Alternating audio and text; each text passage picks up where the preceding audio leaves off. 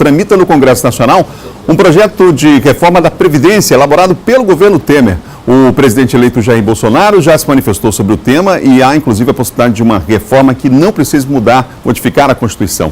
Essa semana, várias centrais sindicais se manifestaram a respeito da reforma. O assunto voltou à tona depois que o futuro ministro da Fazenda, Paulo Guedes, declarou que a reforma da Previdência será prioridade do governo Jair Bolsonaro. O economista deixou claro que o desejo dele é que a proposta fosse aprovada ainda esse ano.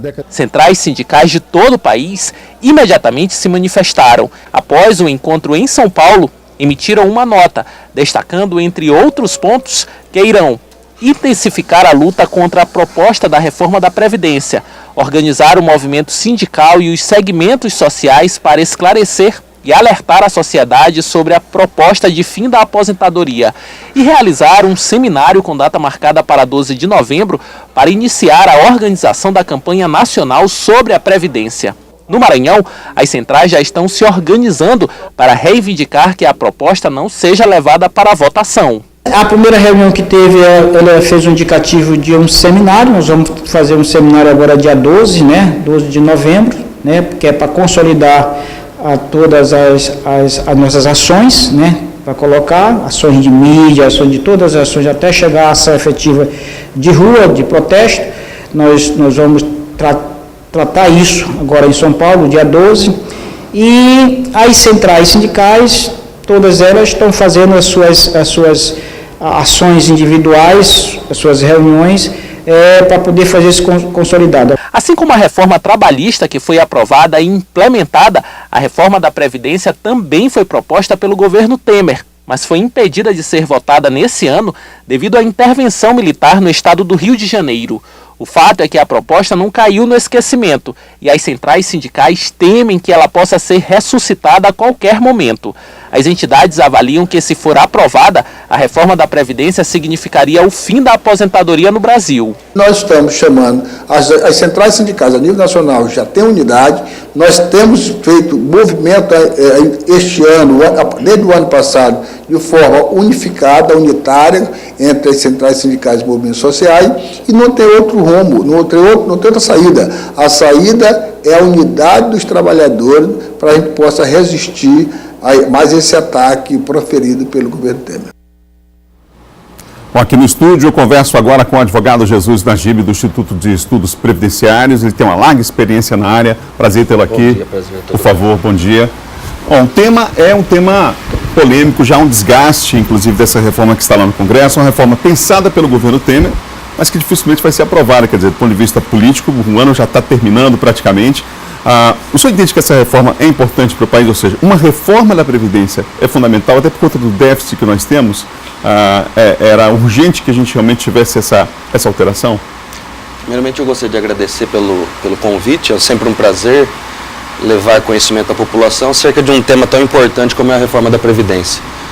Qual é o motivo dessa reforma, a justificativa dessa reforma, tanto do governo Temer como do presidente eleito? Um rombo, um déficit na Previdência Social.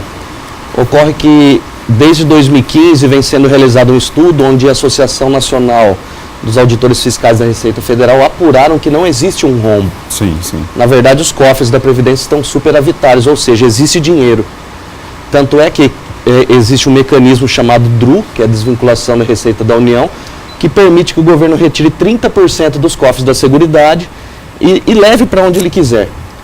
Agora pense comigo, se uma empresa está em déficit, não precisa injetar dinheiro? Se você está retirando é porque algo está sobrando. Existe a necessidade de uma reforma? Sim, existe. Nós do Instituto de Estudos Previdenciários e demais órgãos dessa natureza previdenciária entendem que sim, mas não nos moldes em que foi proposto. Deve haver um exemplo, maior fiscalização acerca dos benefícios que são concedidos e recebidos. Muitas pessoas recebem benefícios previdenciários de forma fraudulenta. Pessoas forjam documentação, forjam uma incapacidade para o trabalho. Outros fatores que nós poderíamos citar. A questão da educação previdenciária. Sim, nós realizamos um trabalho no estado de São Paulo, onde eu resido, de educação previdenciária em empresas, escolas. Muitas pessoas sequer sabem que podem contribuir com a Previdência mesmo não trabalhando. A dona de casa, por exemplo, ela pode contribuir. desde 5%, 11% a 20% sobre o salário mínimo, desde que ela cumpra os requisitos necessários, e ter assim direito a praticamente todos os benefícios da Previdência Social. A questão da dívida das empresas também, quer dizer, para tentar recompor essa questão orçamentária, existem outros caminhos, né? Com certeza. Uma maior fiscalização também? Sim, maior fiscalização por parte da própria AGU, que eles sejam mais equipados, contratem mais servidores, que aumente o prazo decadencial para cobrar as empresas as dívidas. A União, ela resgatou em 2015 0,32 da dívida dessas grandes empresas. Atualmente está em mais de 200 bilhões, bem mais de 200 bilhões essa dívida. A própria questão do INSS de ações regressivas contra as empresas que são muito causadoras de acidente do trabalho, doenças ocupacionais. A partir do momento que elas passem a ser responsabilizadas, elas vão olhar com mais cuidado com a parte da segurança do trabalho, a saúde do trabalhador. Tudo isso vai diminuir o quê? O gasto da Previdência Social com benefícios. Já se fala, inclusive, hoje é destaque em todos os jornais, os principais jornais do país, a possibilidade, sim, de uma reforma, mas uma reforma que não altere a Constituição, até por conta do quórum qualificado que teria que se ter lá no Congresso para uma mudança como essa. Você acha que essa reforma infraconstitucional deve ser realmente o caminho? O pouco que a gente leu a respeito, porque é tudo muito recente, é muito boato que surge, mas o que nós tivemos conhecimento é o seguinte: o presidente eleito reuniu sua equipe de transição e está tentando pinçar, retirar pequenos pontos da reforma já proposta, do projeto já apresentado, que possam ser alterados sem uma reforma da Constituição. Um exemplo disso é o atual fator 85-95. O que seria esse fator? É a possibilidade da pessoa aposentar sem a incidência do fator previdenciário, que reduz drasticamente o valor da aposentadoria de acordo com a idade da pessoa. Se a pessoa, por exemplo, hoje completar um homem 95 pontos, 35 de contribuição com 60 de idade, ele vai aposentar sem incidência do fator. Uma das propostas do governo recentemente eleito é retirar essa possibilidade. Sobre a questão da idade mínima e o tempo de contribuição, só acredito que esses números, que inclusive há uma divergência já do governo Temer, da proposta que está lá, para aquilo que o Bolsonaro falou. O presidente eleito já falou da possibilidade de flexibilizar um pouco essas questões, não é? Sim, no próprio governo Temer, a proposta inicial da PEC 287, ela previa um determinado aumento. Aí teve um projeto substitutivo que reduziu e foi barrado isso, está parado no Congresso. E agora o Bolsonaro vem com outras propostas também, que na verdade não são realmente propostas, porque não tem nada oficializado ainda. Mas isso deveria o quê? Caso seja possível e indispensável, haver uma regra de transição, para que a pessoa possa, quem já pagou tanto tempo, não ser prejudicado com algo novo que está entrando. Mas a gente tem que repetir e frisar bem a população. Não existe o tão propalado déficit da Previdência, que é o motivo que eles estão gritando a quatro ventos aí como indispensável reforma. Não existe. Se é algo que não existe, para que retirar algo do trabalhador que nós conquistamos há longas décadas, sempre a custas de bravas lutas por parte da população, das classes? É a parte hipossuficiente da relação, é o trabalhador que vai ser penalizado com isso.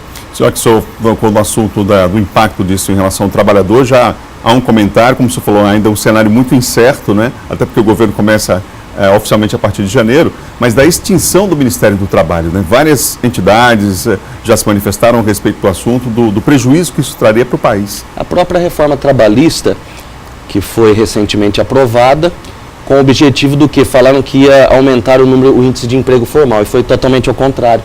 Já foi realizada uma pesquisa onde se comprovou que não aumentou coisa alguma. Ela só vai aumentar o quê? A informalidade e a retirada de direitos dos trabalhadores. Existem reformas necessárias, mas não são essas. São os exemplos que eu trouxe aqui para vocês, que seriam o quê? Algumas das reformas que nós entendemos necessárias. Existe a necessidade de uma reforma? Sim, mas não da forma em que está sendo cogitada. Muito obrigado pela entrevista aqui no Bom Dia Maranhão. Sei que o senhor está em São Luís em especial para um curso que vai acontecer aqui. Isso. E parabéns pelo trabalho, inclusive, lá na coordenação da Comissão de Direito Previdenciário de Catanduva, São Paulo. Obrigado pela entrevista. Eu agradeço pelo convite.